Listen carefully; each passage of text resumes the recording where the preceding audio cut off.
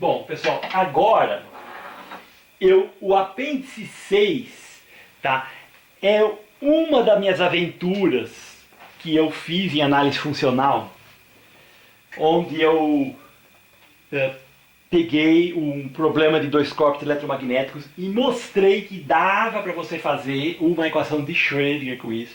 Aí vieram um monte de físicos Estados Unidos me convidar para dar seminário, eu falei para ele que eu estava ocupado.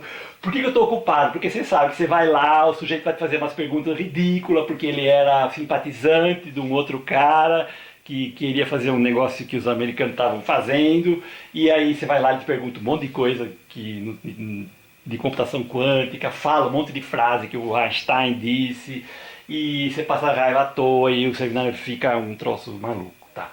Então, mas é um dos artigos que eles até os caras de Estado Sólido vieram me convidar para dar seminário. Eu achei impressionante. Para que vocês vão querer? Vocês já não achavam que eu estava por... Bom, então tá. Vamos contar o que é esse bicho, tá? Esse é um artigo meu que eu fiz, eu não lembro que ano que ele saiu publicado, acho que saiu em 2019 esse artigo aí. E eu acabei o artigo em 2016, ele ficou zanzando na revista até 2019, tá? Bom, equação de Schrödinger, o mapa de cone de luz e ingrediente invariante de Lorentz do princípio variacional da EV para fazer uma equação de Schrödinger. Eu montei uma EDP usando a diferença da trajetória do elétron menos a trajetória do próton, tá? Só que isso aí tem denominador, tem um monte de coisa legal. E meia culpa, eu já vou me desculpar aqui nesse apêndice para falar que esse artigo confundiu todo mundo, tá? Eu, quando estava fazendo esse diabo aí, eu estava confuso com as colisões. Eu não tinha entendido essa história de colisão grudenta, colisão reflexiva, e eu ficava patinando em um outro problema que não era bem esse problema, e aí eu ficava mexendo no artigo. Então eu fiquei, tem sei lá, 18 versões nos arquivos desse artigo aí. Depois eu acabei entendendo, tá? Acabei entendendo o que é esse problema das colisões. Bom, então por isso, e eu ainda fiquei tentando corrigir a hipótese do absorvedor, no mesmo artigo que eu estava querendo fazer uma EDP equivariante de Lorentz usando órbita variacional. Então, esse artigo tem um monte de coisa da hipótese do absorvedor e tem um negócio subjacente, eu acabei usando, bom, para fazer o problema você precisa de uma órbita com velocidade descontínua. Tá? E eu acabei usando um negócio que é uma órbita que eu chamei de órbita musical. Tá? Que eu pus umas propriedades mínimas que precisava, tá? De órbita musical. E aí eu estava fazendo o mapa de radar avançado, que é o tal do mapa de cone de luz. Que é se você está no ponto T e X, a outra vai estar no ponto T mais e T menos. O cone de luz passado e o cone de luz futuro, o tempo da outra. Tá? Onde φ é definido como a distância em cone de luz. Tá?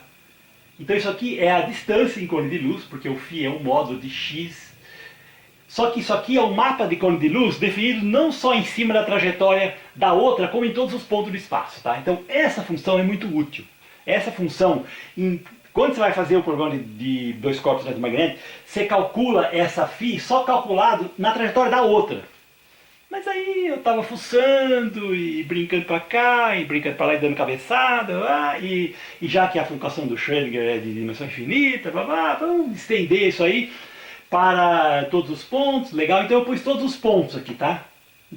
Senão apareceria xi menos xj, xi de t, essa função calculada no xi de t é o retardo, com função de t, tá? E eu estou falando aí que eu estou usando unidades onde o c é igual a 1, porque senão ia aparecer o c, tá?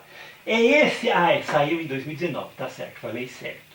Princípio químico, o princípio químico é o nome que eu inventei da minha cabeça naquela época para substituir a teoria do absorvedor do Wheeler e do Feynman. Porque na verdade eu faço uma repetição, uma revisão do Cinderella e eu pus esse nome, e isso é que eu falo, é minha culpa, porque esse nome eu devia ter falado assim, ó, eu estou correndo, porque lógico que o sujeito lê só o título, ele não vai ler o artigo, porque eu falo do absorvedor dentro do artigo, mas o cara não vai ler, certo? E vai mandar o estudante ler, e o estudante fez um curso só, então vai ficar um troço de outro mundo, né?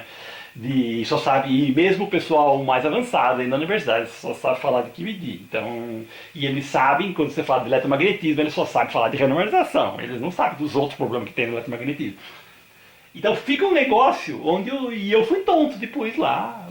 Nesse ponto a matemática me ajudou, porque eles simplesmente puseram o artigo, porque não tem nada de errado. Eu usei esse nome estranho, tá? Sei lá. Usei princípio químico da eletrodinâmica e EDP da eletrodinâmica variacional. Foi o nome que eu resolvi inventar. A EDP, então, tá?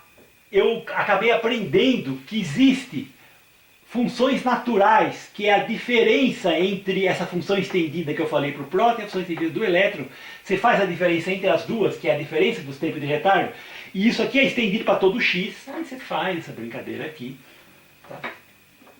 Esses negócios existem para a órbita musical. Eu tive que supor uma órbita musical. Eu ainda estava com problema nessa época de colisão. Tava. Eu fazia, desfazia, não gostava, fazia, desgostava, estava com a cabeça na parede. E eu não gostei, até o fim não gostei desse artigo, quer dizer, porque... E a hora que os caras vieram me convidar para dar seminário, eu falei, eu vou lá falar com esse cara que fez um curso só, foi para os Estados Unidos. Não, meu senhor, pode deixar, fica você aí, eu não estou entrando, foi um prazer em vê-lo, tá? Bom, aí eu inventei essa função natural delta e dá para mostrar que as suas primeiras derivadas são contínuas e limitadas e se anulam nos pontos de quebra se você fizer as propriedades musicais. Isso aí é até pouco, tá? E aí eu descobri que esse delta satisfaz uma equação de Schrödinger. Tem uma diferença aqui, que é uma função contínua, e 1 sobre R vezes uma outra diferença. Essas quantidades se anulam nos pontos de quebra, assim como essa delta. E aí eu comecei a usar esse tipo de coisa aqui, multiplicar isso por exponencial decrescente, para fazer uma equação igualzinha à equação do Schrödinger. Tá? O princípio químico só serviu nesse artigo para calcular a constante de Planck por uma ressonância. Tá? Agora que eu incluí mais um parâmetro, se você puder jogar fora, se o epsilon, estão falando que o epsilon é pequeno, então você pode jogar fora o epsilon, jogar fora a média sobre esse epsilon, aquilo que eu falei nesse artigo está certo, porque nessa época eu nem punha o epsilon, tá? Só que aí a órbita vai ser um pouquinho mais complicada, vai ter que levar em conta esse epsilon também, tá? Então é mais uma outra coisa. Então, ainda falta a estimativa da equação de movimento a partir da camada limite, sem supor as propriedades musicais, que é uma coisa que eu também não vou falar agora, tá? Tá no artigo, se quem quiser ler, tá? De novo, problemas abertos para fazer simplificações que o Feynman nunca disse isso, tá? Ele também diz a história que eles também se apaixonaram pela dinâmica de Euler-Feynman. São cientistas importantes, de alto calibre, que viveram numa outra época, um outro negócio, assim como o Ptolomeu viveu numa outra época. E é lógico, quando eu falo essas coisas, eu não estou falando mal do Feynman, nem do Ptolomeu, nem do Aristóteles, porque não, porque o Galileu é um dos melhores físicos que já existiu, e mesmo que você saiba mais coisas do que ele hoje, não significa que você é mais esperto que o Galileu. Ninguém está falando isso, tá? Só estou falando, não tem nada de pessoal aqui, tá? Então, tá? De novo, problema aberto e fazer coisa que o Feynman nunca disse e talvez nem imaginou que dava para fazer isso. Tá? Essa foi a pesquisa que eu fiz enquanto ouvia a desinformação dos carreiristas infelizes que eles propagam no quesito eletrodinâmica, usando o livro velho como script cabresto e fala que vai dar aula na pós-graduação de eletrodinâmica e não conta para o sujeito. No máximo eles te falam essa história de divergência, que é o pessoal da QED também acha que tem alguma coisa a ver, mas tem mais coisa, como eu já falei para vocês, a equação com retardo muito além, mais difícil que divergência. Tá? Bom, só.